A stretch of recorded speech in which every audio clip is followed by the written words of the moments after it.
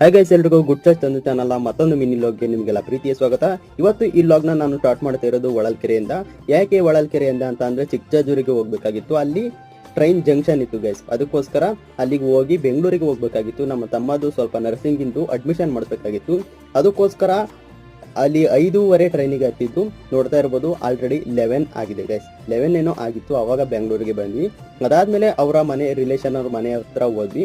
ಅವರ ಮನೆಯಿಂದ ಹೋಗಿ ಅಲ್ಲೊಂದು ಸ್ವಲ್ಪ ಹೊತ್ತು ರೆಸ್ಟ್ ಮಾಡಿ ಅದಾದ್ಮೇಲೆ ಮಾರ್ನಿಂಗ್ ನೋಡ್ತಾ ಇರ್ಬೋದು ಅವರ ಕಾಲೇಜ್ ಹತ್ರ ಹೋದ್ವಿ ಗೈಸ್.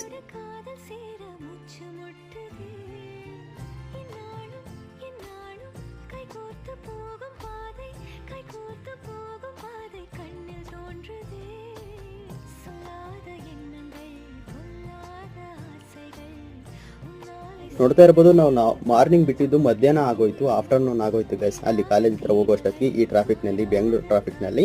ಅದಾದ್ಮೇಲೆ ನೋಡ್ತಾ ಇರ್ಬೋದು ಆರಾಮಾಗಿ ಅಡ್ಮಿಷನ್